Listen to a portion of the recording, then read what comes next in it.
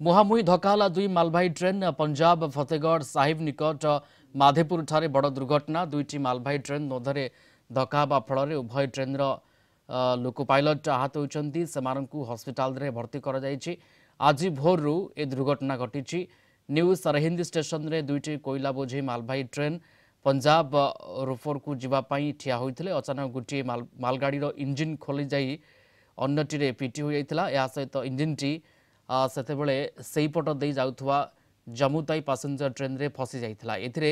अवश्य कोनोसी बड़ धৰণৰ क्षयक्षति होई नाही लोको पायलट को कैबिन काच भांगी उद्धार कर जाइथिला पैसेंजर ट्रेन रो नुआ इंजिन लगाई छड़ा जाइथिला।